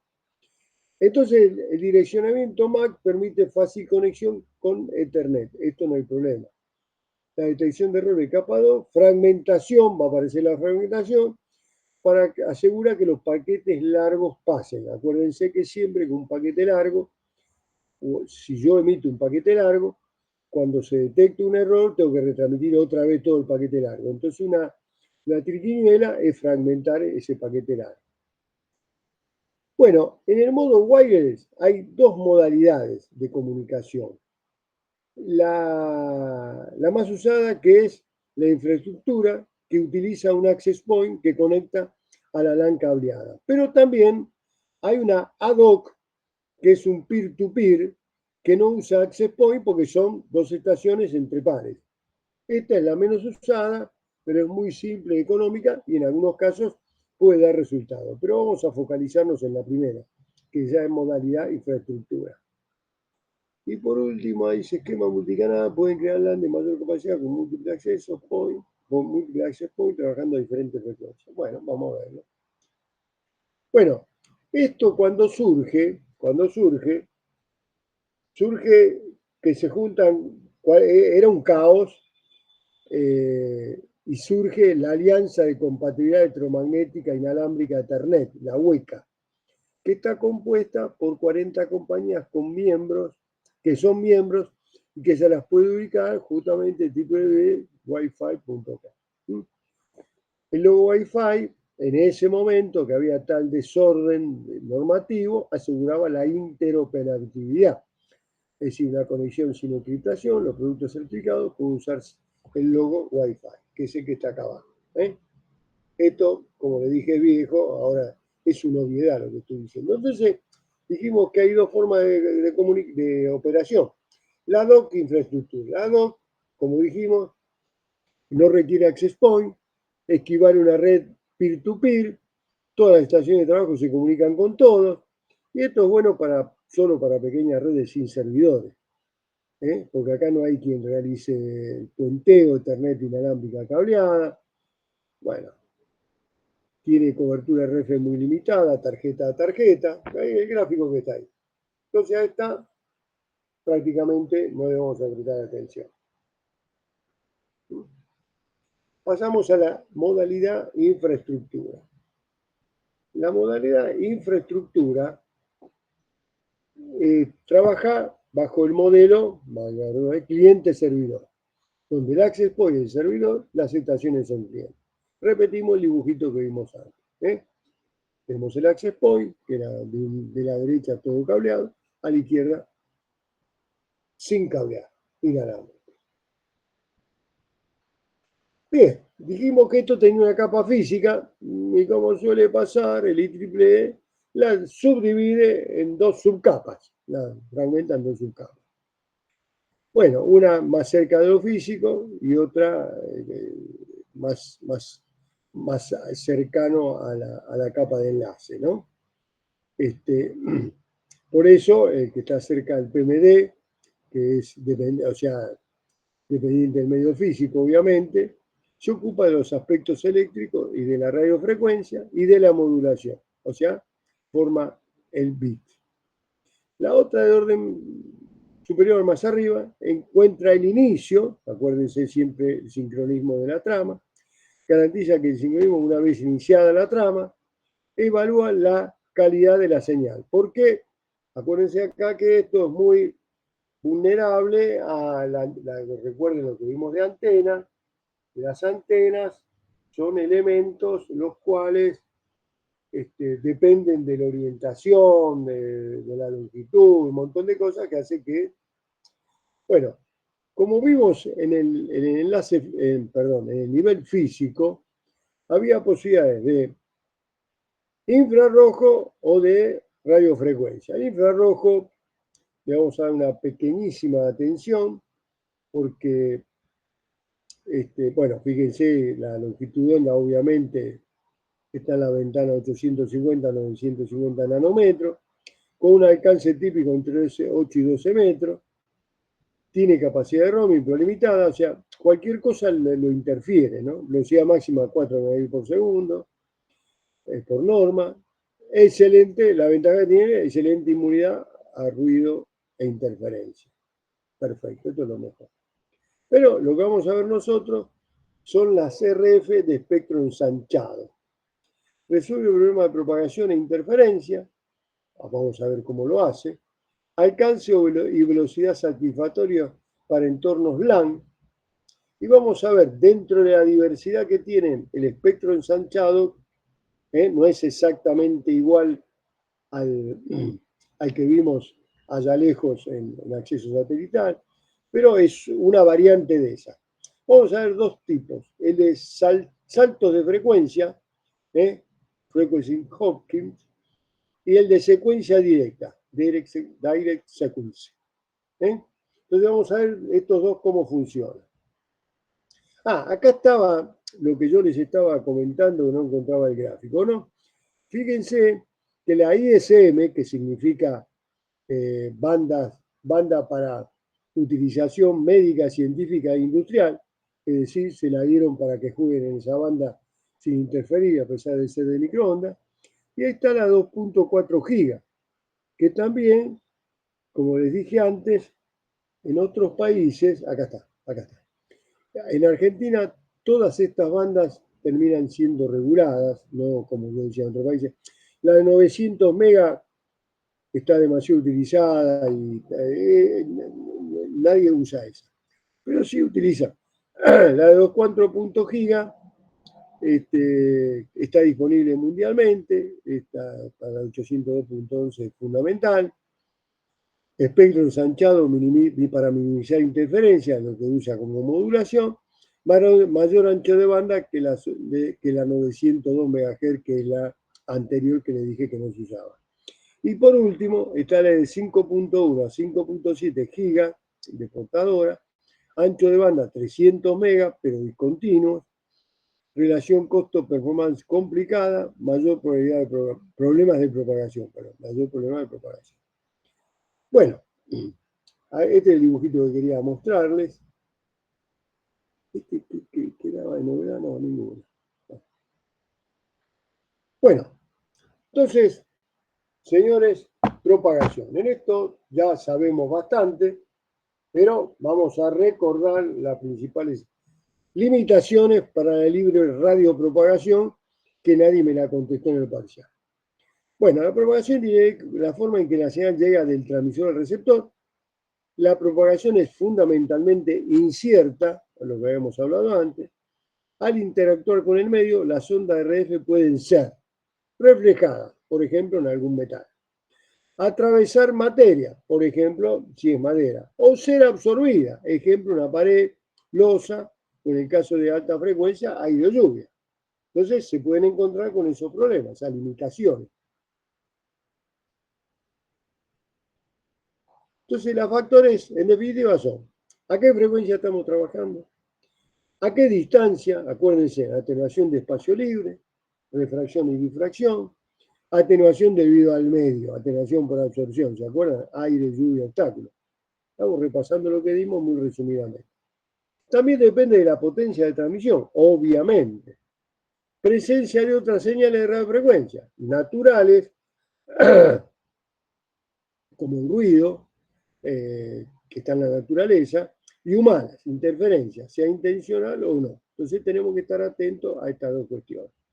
Edificios, forma de construcción y contenido, y después tipo de antena y orientación. Acá la antenita es muy importante, los cuernitos que salen. Bueno, confiabilidad. El aire no se corta como un cable, pero está sujeto al efecto sombra, atenuación por reflexiones, o sea, ¿se acuerdan el debilitamiento por múltiples caminos que habíamos llamado? Eso se llama atenuación por reflexión. Interferencia de otras señales de RF que existan en el lugar. Desde horno microondas hasta un control remoto de un portón. Entonces está el factor crítico, que es diseño de la antena y su ubicación. Siempre la regla básica es pequeña sugerencia, prueben mover la antena. Bueno, el efecto shadow o sombra mencionado es cuando hay una pared, una puerta, una persona que atenúa al atravesar la señal a este obstáculo. Del otro lado, la amplitud aparece más reducida como resultado de la interacción con objetos radiotransparentes, porque puede ser que no sea transparente, ¿no? Que lo bloquee totalmente. El desvanecimiento fading es dependiente de la frecuencia. El efecto sombra tiene importancia a frecuencia donde los objetos móviles, personas, puertas en la oficina, pueden afectar la propagación. Precauciones para minimizar la interferencia. Precauciones para minimizar la interferencia. Bueno, hay que analizar potencial de interferencia. Eliminar interferencias existentes, claro, si ya la sabemos. Proveer buena cobertura wireless. Configurar canales de frecuencia adecuados, porque hay posibilidad de elegir frecuencias. Y utilizar otras bandas, si tenemos problemas con interferencia, cambiar de banda. Bueno, este es vamos a decir, el planteo general del escenario de una comunicación móvil. Ahí tenemos el access point, la tarjeta wireless LAN, la señal directa y las señales reflejadas. Las señales directas, la llena, la reflejada con las punteadas. ¿Y qué observamos? Algo que nosotros ya lo sabemos, pero que es la suma en fase o en contrafase o a semifase, no sé cómo llamarla, en el receptor, lo cual va a provocar un fading selectivo, que quiere decir, ¿se acuerdan ustedes que cada 180 grados se bloquea totalmente la señal y lo que se expresa en el dibujo de abajo? Bueno, ahí está expresado a la izquierda una formulita, pero es intuitivo que se produce silencio cada 180 grados en el receptor, lo cual, movete que si no, no escuchamos o no vemos, proviene de ahí, ¿no? Porque estamos bajo fuego de las señales multitrayectorias, ¿no? Por eso es lindo este escenario, porque se ve clarito porque a veces hay cosas que no funcionan a pesar que deberían funcionar.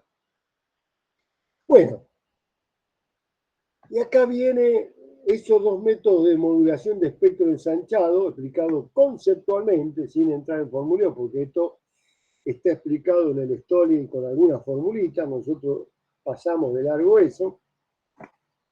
Y esto,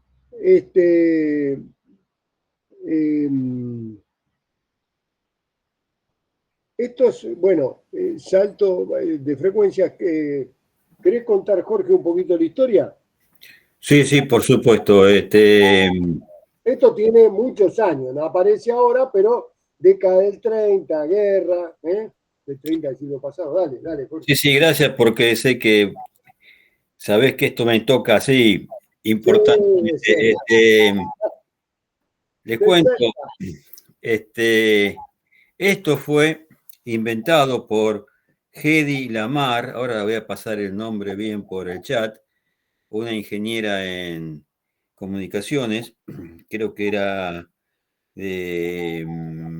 sueca o una cosa Es así. un país nórdico, era un país nórdico. Sí, sí, sí. Y bueno, ella era ingeniera en comunicaciones y bueno, cuando vino la Segunda Guerra Mundial por bueno, la invasión alemana a su pueblo y mataron muchos de sus amigos y familiares y ella escapa a los Estados Unidos. Y bueno, inventa esto, el FHCS, 1930, 40 por ahí, y se puede usar para guiar los torpedos y esas cosas que tiraban sin que sea descubierta por el enemigo, porque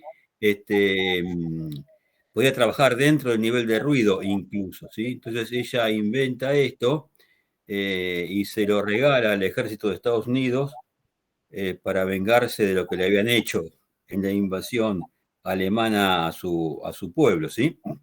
Lo que pasa es que no se pudo implementar porque era tan avanzado teóricamente que no había suficiente hardware para poder usarlo. Se usó después recién en la guerra de Afganistán. Bueno, Hedy Lamarr no cobró un peso, se lo regaló al ejército por eso mismo, ¿no? Para, digamos, vengarse un poco de lo que le habían hecho. Paradójicamente no se hizo famosa por eso. Se hizo famosa porque la actriz era extremadamente hermosa y trabajaba en películas así como de Cleopatra, bueno, en Hollywood, y vivía de eso. No la querían mucho porque era un poco exhibicionista y, por ejemplo, si se fijan en las fotos, mostraba sus hombros, ¿sí? Como diciendo, miren qué lindos son hombros que tengo. ¡Qué lobo! Sí, lo que hoy sería como estar vestida de monja. Pero bueno, para las mujeres de esa época no era muy apreciada, sí por los hombres, ¿no? Pero no por las mujeres. Y sí, se hizo famosa por eso. El Día del Inventor es el 19 de noviembre, si no recuerdo mal, es en honor a ella, al haber inventado esto del Spread Spectrum, o sea, FHSS. Ahora se los pongo el nombre para que lo busquen en internet. Gracias, Antonio, pues sabés que esto me sensibiliza. No, pero por supuesto, escúchame, y ahí, escúchame, ya. Una de las más grandes, junto con Madame Curie, bueno, y otras más, de las grandes mujeres de la historia. Bueno, Jorge no quiso, no quiso ser Jorge Rial, pero contó la historia farandulesca de esta mujer que al final triunfó, no exactamente donde venía preparada durante tanto tiempo y donde además demostró ser altamente capacitada para desarrollar esto, que como dijo Jorge, en ese momento exactamente no se pudo implementar, porque ahora voy a comentar un poco en qué consiste, porque no daban la tecnología, pero después resulta que pasó a la fama por razones realmente valederas. No Exactamente. por Por el mostrar día los hombros.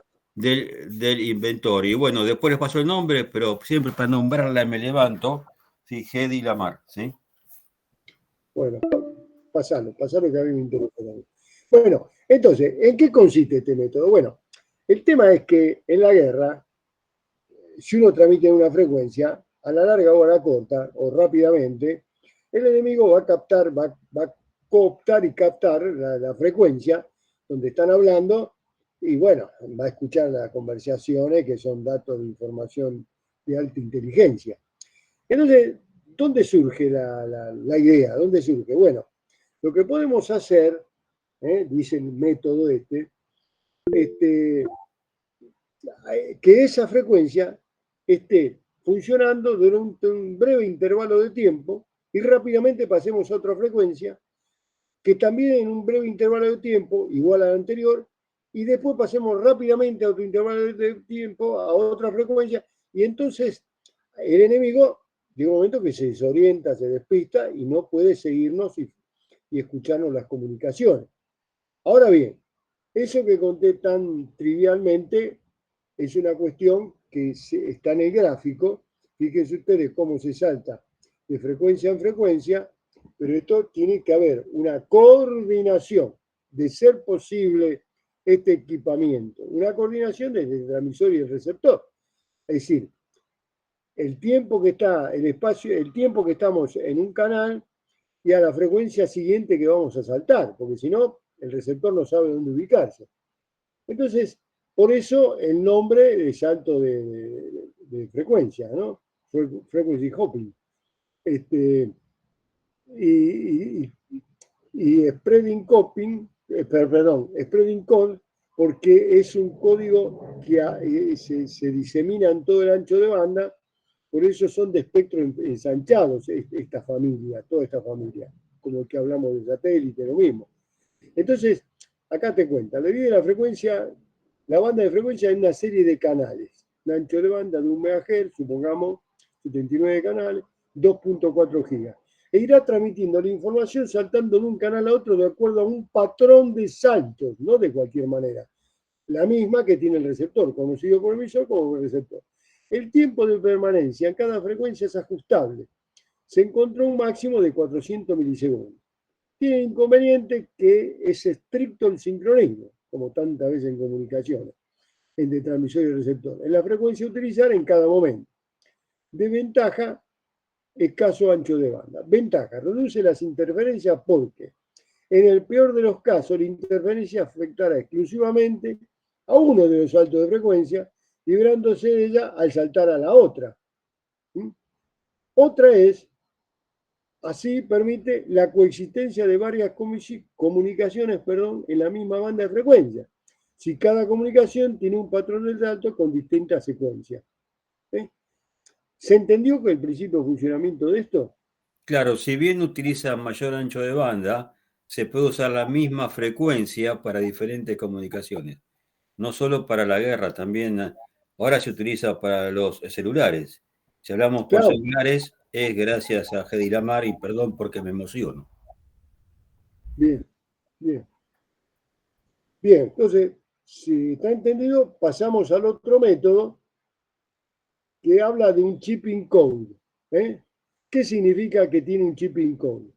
Bueno, que cada bit de información, entre comillas, es una terminología mía, lo serrucha cada bit, fíjense en el dibujo, que el bit 1 y el bit 0 tienen una canaladura, serruchada ahí en su duración, cada secuencia de bits, conocida como esa canaladura es el chipping code. Mediante el adecuado filtrado en el receptor, es posible rechazar las señales que no utilicen la misma secuencia de bits del chipping code. ¿Se dan cuenta? Es una codificación. El emisor genera el chip y solo los receptores que conocen dicho código pueden descifrar los datos, pudiendo coexistir simultáneamente varios sistemas del mismo ancho de banda expandido. Se dan cuenta que siempre caemos en el spread spectrum, o sea, el espectro expandido. Muy parecido, fíjense que dice ahí, al CDMA que vimos en el acceso satelital. De ventaja, el ancho de banda da para 1 o 2 megabits por segundo, la modulación por fase es 1 o 2 bits por barrio. Entonces, fíjense ustedes que ingenioso, entonces, también esta modalidad, ingenioso, pero laborioso, ¿no? Tecnológicamente hablando. Por eso, esto lamentablemente son las consecuencias beneficiosas de la guerra, donde se ponen todos los recursos para lamentablemente la guerra, pero bueno, como decía recién Jorge, hoy lo estamos usando en los celulares, ¿no? Y en las comunicaciones satelitales. Bueno, acá está un cuadro comparativo entre los dos, después en una noche de insomnio léanselo, está interesante, una vez hay que leerlo, pero me interesaría saber si esto ha sido entendido. ¿Se entendió más o menos los dos métodos? Ahora viene un tercero, ¿no? El OFDM, siguen siendo de la familia. ¿Pero se entendió hasta acá estos dos métodos? Claro, vean que cuando antes se separaba por tiempo, después se separaba por frecuencia, acá se separa por código. ¿Sí? La separación está por código. Sí, sí, sí. Claro, efectivamente, y usando todo el ancho de banda disponible. Bueno, Chicos, ¿alguno de ustedes me puede decir que sí que entendió? Por mi parte, yo lo entendí. Sí, Bueno, profe. muchas gracias, muchas gracias. Un aliento, un aliento. Bien, entonces quedamos en el tercer método que es FDM, ya viejo conocido nuestro, pero esto ortogonal. Esto es multiplicación por división de frecuencia. Y aparece la palabra ortogonal porque esto es un remedio, un recuerdo de, si podemos decir, álgebra vectorial, donde los vectores que son ortogonales, porque se acuerdan ustedes que la onda electromagnética de alguna manera estaba polarizada vectorialmente, bla, bla, bla. Bueno, entonces, si recordamos de álgebra vectorial, ningún vector que sea normal a otro puede influir en él, porque si están a 90 grados, no tienen proyección sobre el otro. Bueno, esto es lo que pretende decir el nombre de este método. Porque acá, ¿qué es lo que hace acá? Lo que hace acá es dividir el ancho de banda en subcanales más pequeños, cosas que vimos en ADSL. ¿Se acuerdan? ADSL, XDSL, que hacía lo mismo, tomaba el ancho de banda disponible y lo dividía en múltiples subcanales más pequeños que operan en paralelo. En este caso, por el estándar son con 52 subportadoras solapadas, 48 para transmisión de datos y 4 para alineación de frecuencias en el receptor. Es decir, 48 son transmisión y 4 son de control. Esto funciona hasta 54 megabits en la banda de 5 GHz. Múltiples frecuencias al mismo tiempo, como le dije, subcanales que ocupan todo el espectro, por eso es espectro expandido. Tiene la ventaja que es resistente a las interferencias producidas por eco o multitrayectoria y alcanza importantes velocidades a 4 megabits por segundo. Bueno, acá ustedes tienen el tipo de modulación utilizada en 802.11a, donde ven las diferentes modulaciones de acuerdo a la velocidad. Fíjense que, como es obviamente, empiezan por el BPSK, QPSK, y después el 16, 64 y los bits por señal. ¿Sí? Bueno, después de este mareo, pretendo retomar en el tiempo que queda. No queda mucho tiempo. En el tiempo que queda les quiero reordenar. 7 minutos. Sí, por eso. Bueno, les quiero reordenar, después de todas estas modulaciones y qué sé yo, la capa de enlace subcapa MAC. Hay 3 aspectos funcionales que se preocupan y los vamos a enunciar, los vamos a esbozar y cortamos acá porque ya se nos viene la hora. Pero cubre 3 aspectos funcionales esenciales para ello: entrega fiable de datos, control de acceso al medio y seguridad. Estos son los 3 aspectos funcionales. Entonces, el protocolo de subcapa MAC en el 800.2.3, una estación espera que el medio quede en silencio y cometa a transmitir. Si no recibe, esto era el 802.3, ¿no? Si no recibe una ráfaga de ruido, colisión, ¿se acuerdan la ráfaga de ruido de 48 bits? Dentro de los primeros 64 bytes, con seguridad la trama ha sido entregada correctamente. Esa era la presunción del CCMA-CD. Las LAN inalámbricas no pueden implementar el protocolo CCMA-SD de las alámbricas por 3 motivos. Y acá viene lo grave. Un segundito que tengo que justo en este momento. Hola. En un momento tenemos.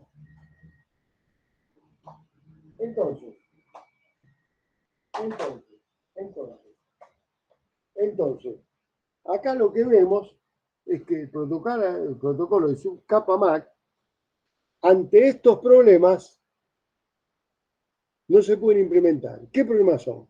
A ver, para detectar una colisión CMA-CCD, una estación debe ser capaz de enviar y recibir señales de colisión al mismo tiempo. Son costosas y de gran ancho de banda, por eso los radios son semiduples. Primer limitación. Pero esta es la más grave, creo. Colisión no se detecta correctamente. ¿Por qué? Porque hay 2 problemas. El problema de estación oculta y estación expuesta. Bien, segundo problema. Y el tercero, la distancia entre estaciones puede ser grande. Entonces el desvanecimiento no permite que una estación en otro extremo escuche una colisión en el otro. Por todas estas limitaciones, CCBA no sirve. Entonces, bueno, acá está en el dibujito qué significa, esto está sacado del Tannenbaum. ¿Qué significa? La estación oculta y la estación expuesta. Bueno, acá estamos en el caso A, fíjese a la izquierda, A y C son terminales ocultas cuando transmite B. Observen a la izquierda, cuando transmite B, A y C son terminales ocultas cuando transmite B. Y en el segundo caso, en el segundo gráfico, B y C son terminales expuestas cuando transmiten A y D.